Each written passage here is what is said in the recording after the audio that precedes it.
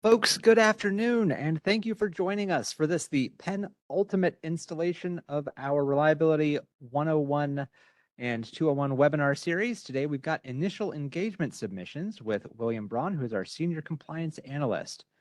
Before we get started, we have just a few things to go over.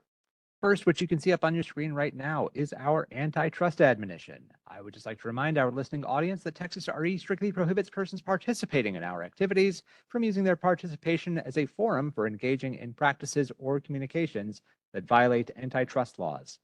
Texas RE has approved antitrust guidelines available on our website, and if you believe that antitrust laws have been violated at one of our meetings, or if you have any questions about the antitrust guidelines, please contact our general counsel.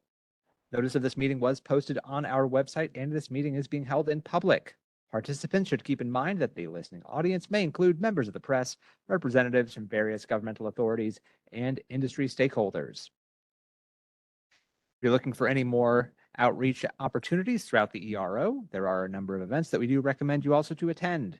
Still going on is NERC's Inverter-Based Resource Webinar Series. That'll keep going through to mid-July.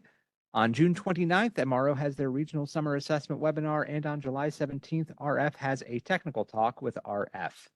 As I mentioned to those of you who got here early, we will be using Slido today, both for you to ask questions of us and for us to ask questions of you. So to get to Slido, simply go to sli.do or slido.com and enter today's participant code, which is TXRE.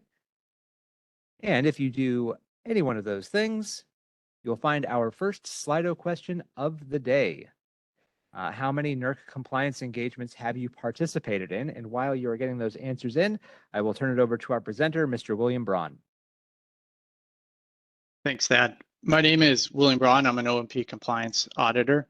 I've been with Texas RE for 4 years. And before coming to Texas RE, I've worked with renewables as a control room operator and in operations and compliance as both a compliance analyst and a primary compliance contact, or PCC. So I've not only been an auditor reviewing initial evidence submissions, but I also have submitted and prepared initial submissions for audits in both Texas RE and in other regions. So I'll give this a few minutes. It looks like most people have engaged in a few engagements, so hopefully everyone will get something out of this presentation.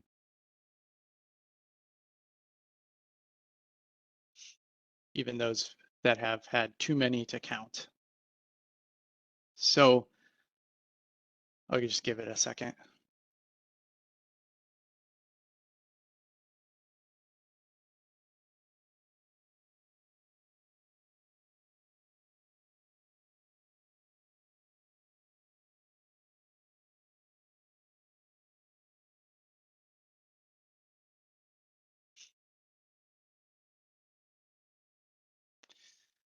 So this presentation is an introduction to the initial engagement submissions and Texas RE's expectations for the evidence submission.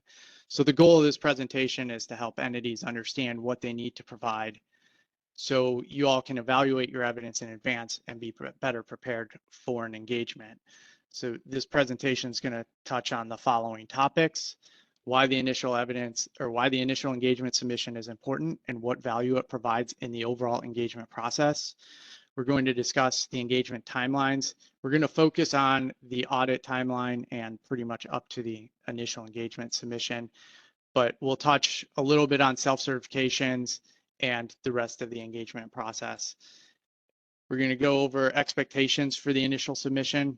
This will reiterate some of the points made concerning the value and importance of the submission. And finally, we'll go over an example of a submission.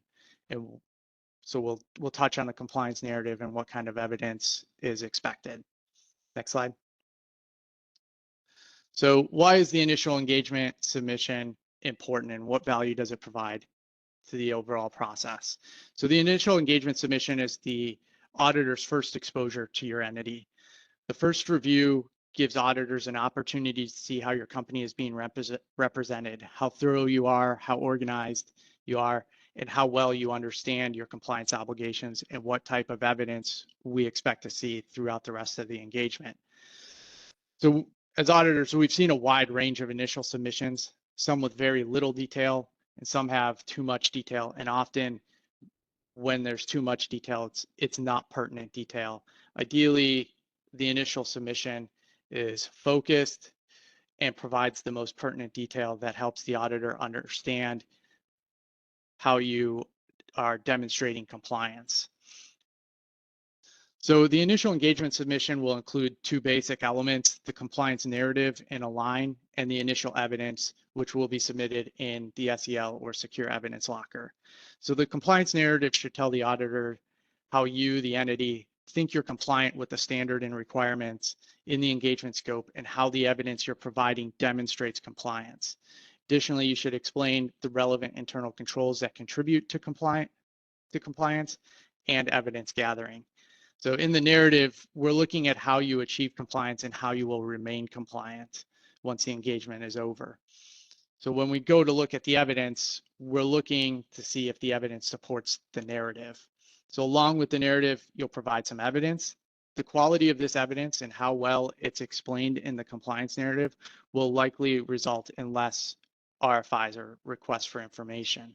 So if the auditor doesn't understand how the evidence demonstrates compliance, he or she will have to ask more clarifying questions to understand the evidence, and they will have to ask for more supporting evidence to be able to demonstrate compliance. So for example, if an entity provides a compliance narrative for PRC4R1, which is the analysis of operations to determine if they're misoperations, if the narrative is very simple and says, we're compliant, see associated evidence, and all the evidence is sequence of event reports without explanation or annotation, the auditor will have to ask a lot of additional questions to get to reasonable assurance of compliance. So it's important to take care at this stage because low quality evidence and a non-descriptive compliance narrative suggests to the auditor that you don't fully grasp the standard and requirements, which will lead to more RFIs as we try to understand the logic behind the evidence. Next slide. So this is the audit timeline. Other engagements like self-certifications may have a slightly different timeline, but they're fairly similar.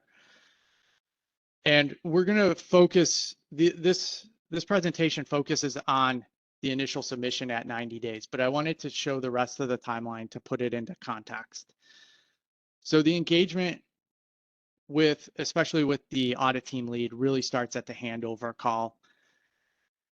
And on the handover call, we're going to discuss the audit timeline, expectations, and initial logistical matters, such as, if we're taking vacations, travel if the audit is on site, etc., and the scope of the engagement. If you don't already know the scope of the engagement, that is, and we'll talk about that on the call anyways. We send the notification at 120 days prior to the audit, and then 30 days later, the entity submits the initial evidence and compliance narrative. So following the initial evidence submittal up to the tabletop, we're going to send requests for information. Perhaps we'll have some SME calls, and then individually, the individual auditors will be doing an evidence review. Then we'll do the tabletop, which is typically a week, and then an on-site portion if necessary, or if there is one scheduled, and then the summary brief if there are findings, and then a findings review team meeting. If there are no findings, we'll go straight to an exit brief. Next slide. So this slide reiterates a lot of the previous slide. The main takeaway here is that once the PCC or primary compliance contact receives the notification letter, the PCC should review the notification and contact the audit team lead if there are any questions. Right now, we are doing all engagements through Align. So the audit notification will come through Align, as will RFIs and essential communications, such as when we send the intro or exit brief. And for some standards and requirements where we know your population, this is common, say for facility ratings, we are sending sampling requests as part of the notification. So when the audit notification letter becomes visible, there will also be some RFIs with sample requests. In cases where we don't know the population for a requirement, we typically are sending an RFI requesting the population. So those will all be visible when the notification letter is visible. So all evidence will be submitted through the SEL. There was a presentation on Align a while back, and so I encourage y'all to go view that as well. Next slide. So in the notification letter, we were giving 2 dates, the engagement period, so how far back the compliance evaluation would extend, and the monitoring period, which is a subset of the engagement period and is usually about 1 year back. So the monitoring period is where we are going to focus our review, and the entity should address this time period, especially in their initial evidence submission, assuming there are examples during the monitoring period. So for some requirements don't fit nicely into the engagement or into the monitoring period. For example, if a real and reactive power test for Mod 25 was done 4 years ago and the monitoring period extends back 1 year, we need to see the 4-year-old reactive power test because there's no evidence in the monitoring period. But for PRC4, say there are operations in all years during the audit, we may sample in all years, especially if we see issues with dates, but our focus is going to be on the monitoring period.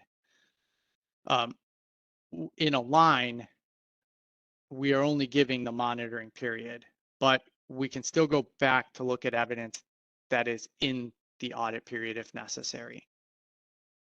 Next slide. So what do we expect in the initial engagement system, initial engagement submission?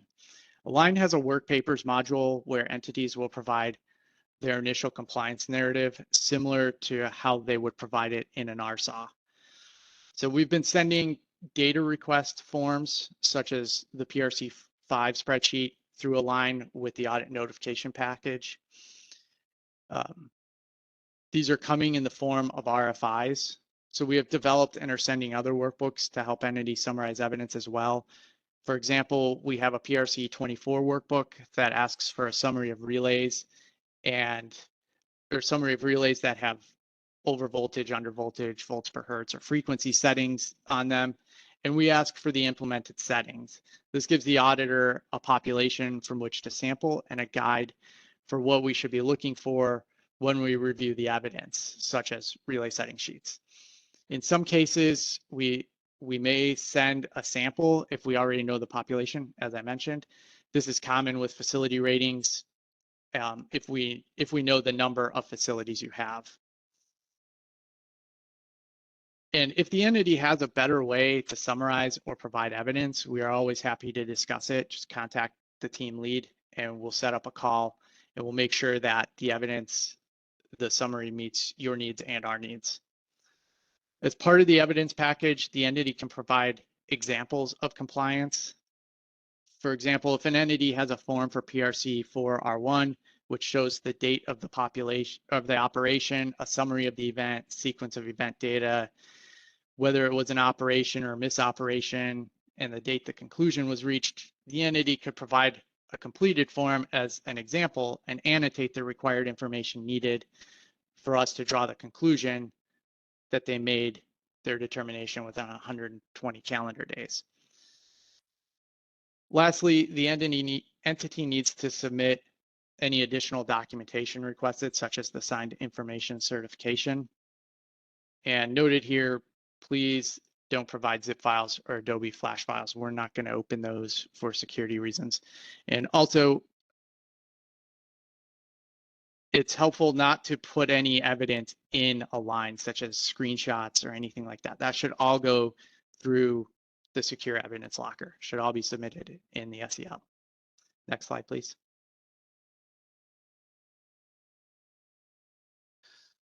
So this slide shows the Align compliance narrative page.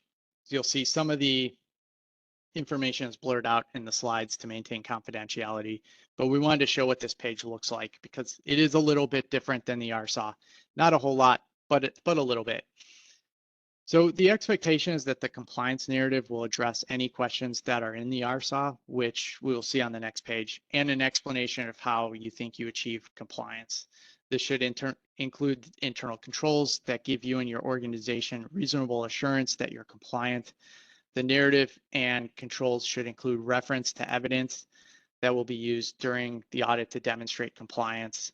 And below the narrative, the entity will provide a list of evidence they are providing and which was referenced in the compliance narrative. Next page, next slide. So although we're using Align, our RSAWs are still out there and can be used as a guide for constructing a compliance narrative and for what evidence to provide during the initial evidence submission. We'll look at PRC 24 in a bit more detail in our example towards the end.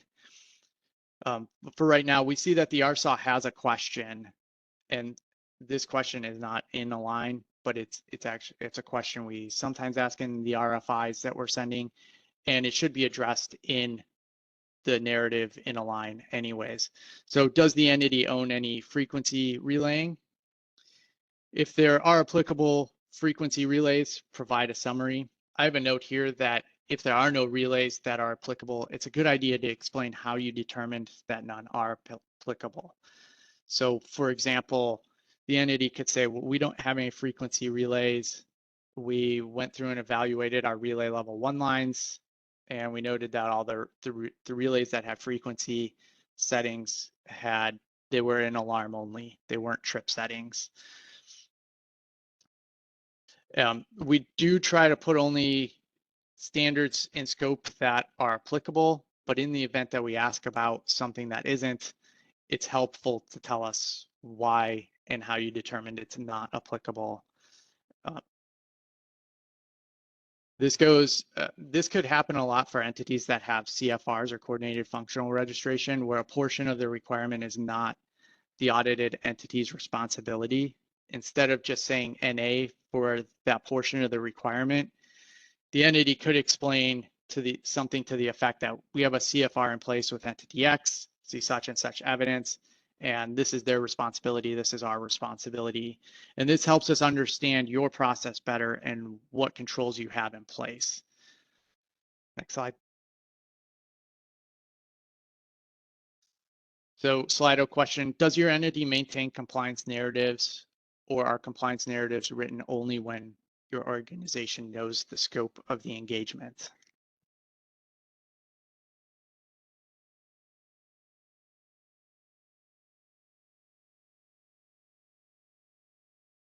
And Will, if I can chime in real quick here, this is a great time to mention that all answers are anonymous. None of this information will be held against you in the court of law.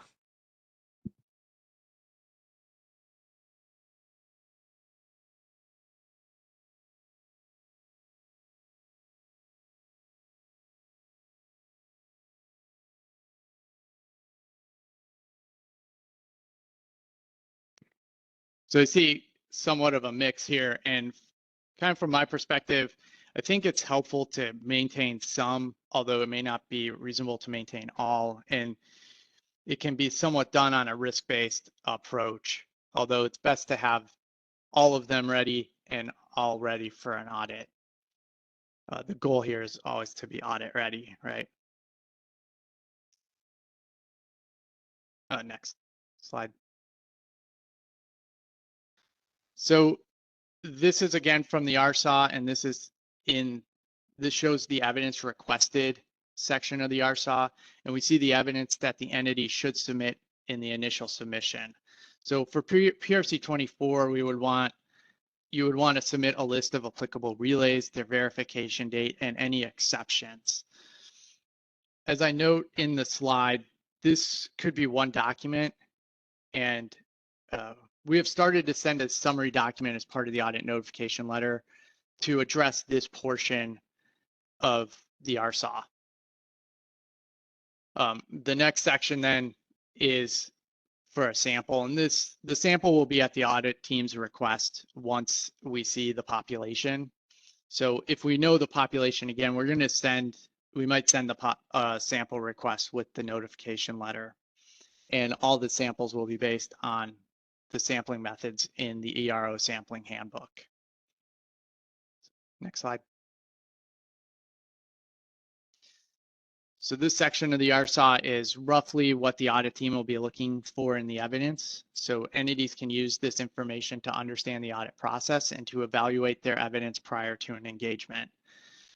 We'll take a quick, next slide, please. So we'll take a quick look at the self-certification here. So very similar to an audit, we are doing these all in a line right now.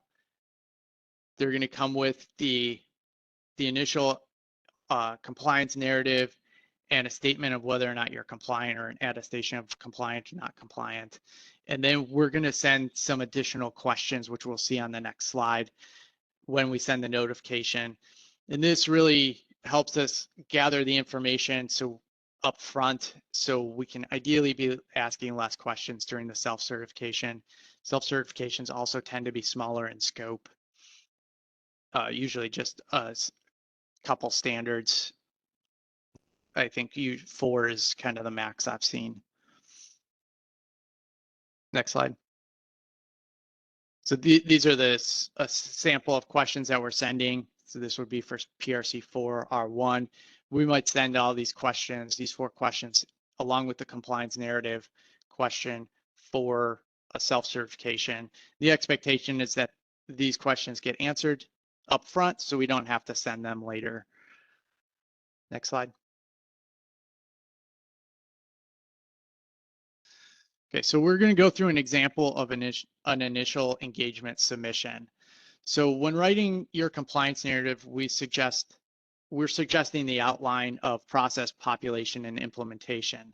And this roughly is the outline that auditors use to write our auditor notes.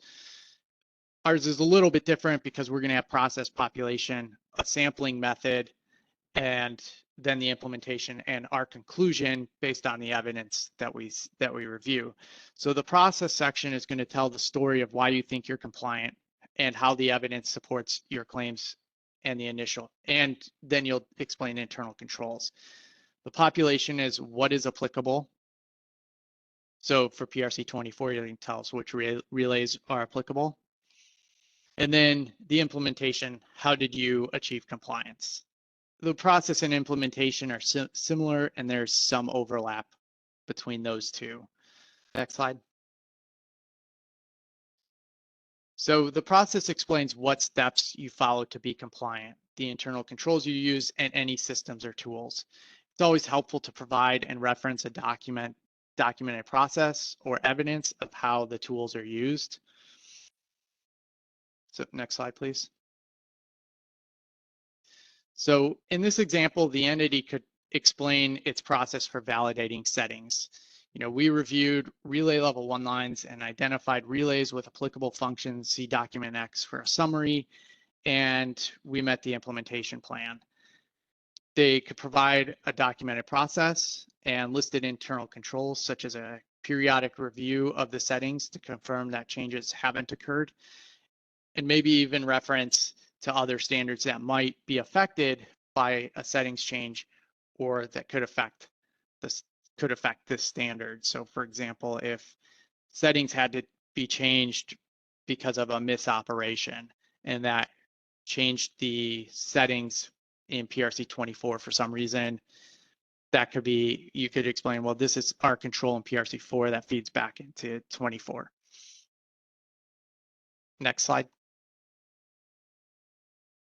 So what are some of the methods your organization uses to identify and confirm the population applicable to specific standards?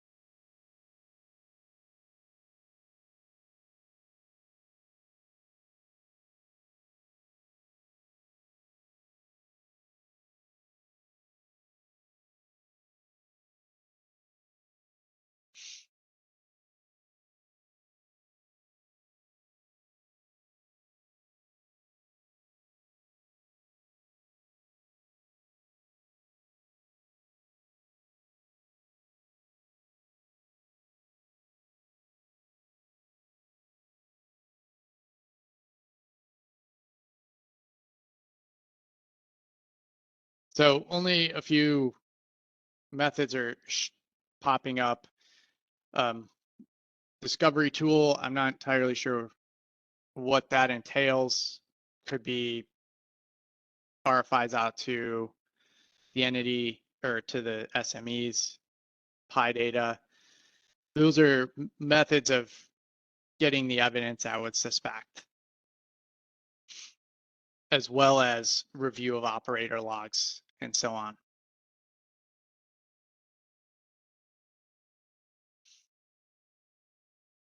Next slide, please. So the population tells the auditor what is applicable to their requirement. In this case, the entity might say they have 2 relays in the substation that have applicable settings. If it's not explained in the process section, explain how you identified the population. And as I mentioned earlier, if something isn't applicable, it's helpful to explain how you determined it isn't applicable or how there are none for this population. Next slide, please. So here we see an example of how the entity could identify applicable relays. They're identifying the number of voltage relays and no frequency relays by reviewing a tripping table. Additionally, the evidence is annotated to assist the auditor in following the entity's logic. So the more precise you can be in explaining the population, the less additional questions we will need to ask. Another method for PRC 24 could be a review of relay level 1 lines. And there are other examples for other requirements where the population could be validated against some other document. So, I mean, for PRC4, the population can be validated against the MIDAS submittals or against operator logs or something along those lines. Next slide. So next question, how often does your organization review compliance evidence?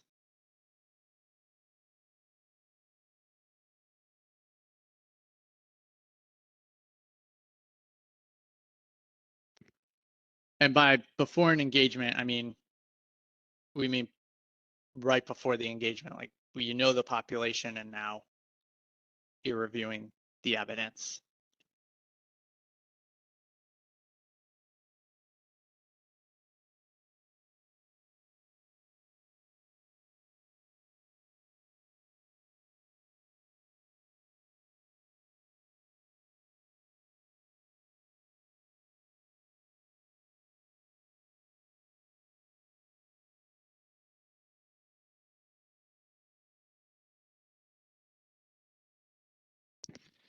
So with this one, I would expect to see a combination of these, mostly based on the standard requirement periodicity and the frequency as is kind of popping up here. High frequency tasks, I would expect to be reviewed much more often than low frequency tasks, although some low frequency tasks might need to be reviewed periodically because of risks and whatnot. And then based on standard and requirement periodicity makes a lot of sense, especially if it's a reoccurring task, say something like battery reports for PRC5. Next slide, please. So implementation explains how you achieve compliance. So explain how evidence is created and gathered, and we encourage annotation and highlighting. So which helps the audit team follow your explanation more closely so we can see your rationale for why and how you do what you do. And examples may be appropriate based on population size. Again, we're mostly going to sample, but if you can provide an explanation right off the bat, that's very helpful for us, especially if it shows us what kind of evidence we can expect from the rest of our sampling. Because we may say, well, this sample isn't quite hitting what we need. We can ask for something a little bit different or ask for some additional evidence early on. Next slide. So as auditors, we're looking for sufficient and appropriate evidence to gain reasonable assurance of compliance. So sufficient evidence speaks to the quantity of evidence needed to support the conclusion. This can in part come from the sampling where we need a certain quantity of samples to show compliance, and in part it comes from the type of evidence being provided. Some evidence, while it's good and helpful, is insufficient on its own. We'll show an example of this here in a minute. Appropriate evidence speaks to the evidence being specific to the issue at hand. So I added dated here because this is sometimes overlooked. Evidence should be dated so the auditor can place it in the timeline of events. This is particularly important for standards and requirements that have specific due dates. And if we get evidence that it isn't dated, we almost always ask an RFI about it. And we're going to ask for that date. I can't think of a time that we didn't ask for a date for undated evidence. I'm sure it's occurred, but it's unlikely. We really need that date to be able to see where the event took place. Next slide. So in our example here, the entity provides a chart showing the settings for its relays. This is a helpful representation of the relay settings, but we would need evidence to support the settings. So as a, so here in this chart, we could look at this and say, okay, here's where we would expect to see all the trip settings once we get to some other evidence, such as the relay settings sheets. So this is very helpful because it shows the entity's logic and it helps guide us. But on its own, it's insufficient because it doesn't show that the settings are actually implemented in the relays this way. So we would need some additional evidence. This goes for other evidence similar to this, such as check boxes or summary data. It's really helpful for us to have it to show that it's probably being done, but we usually need some additional evidence to back it up. Next slide, please. So in this example, the entity provided then more supporting evidence, which would be the relay settings sheets that show what settings are actually implemented in the relay. So we can see here there's some 24 functions, which is volts per hertz, some 27 and 59 functions, and their time delays. So here we could take this and say, okay, so the chart on the previous slide says it should trip here. We can look at the relay setting sheets. That's actually how it's implemented in the relay. So we can say that that's good. And additionally, there's some annotation here, which helps us understand something that could be more difficult to understand.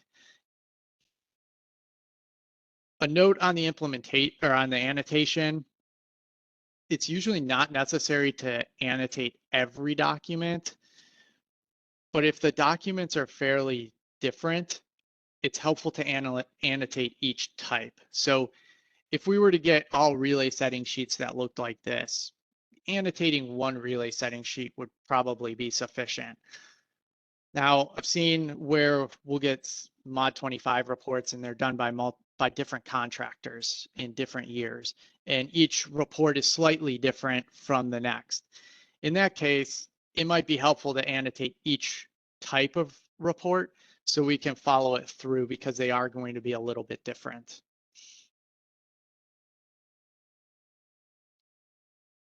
Next slide, please. So this is a continuation of the previous slide.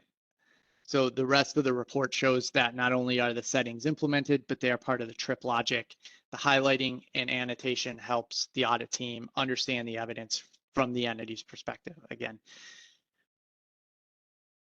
Next slide. So kind of to sum up, the key takeaways here are when preparing your initial submission, make sure you tell the story. How did you become compliant? What are your processes and internal controls? What's the population? What should the audit team be looking at? And how did you do it? How did you implement your process?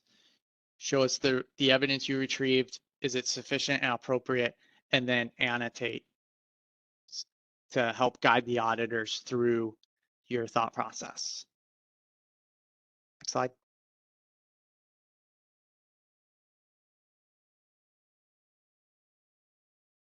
And that's it. Are there any questions?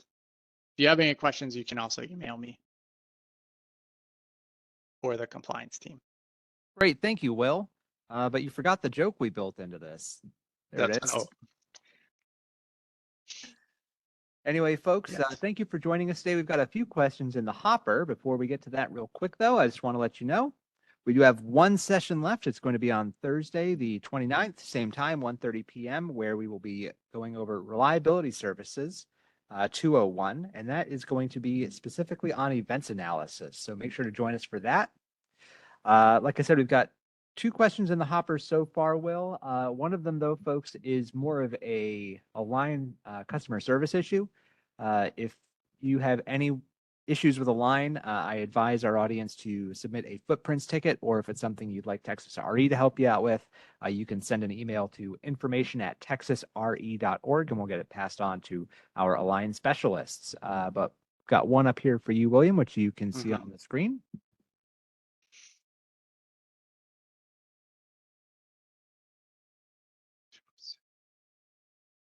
I believe this is this for the SIP evidence request tool? In this case, I believe it is being requested prior to the scope of the audit being provided, or in the development portion through risk. I think that is the case.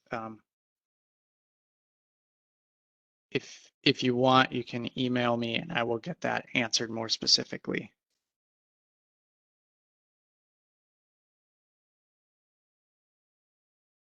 All right, folks, we'll give you another 15 seconds or so to get any more final questions in. In the meantime, Will, do you have any closing statements that you'd like to make? Nope. Nope. All right, man, a few words. If you just count the last 40 minutes of words that you spoke, a sufficiency of words. Well, thank you, William. Thank you all for joining us this afternoon. We hope to see you again on Thursday, and we hope that you have a great rest of your day.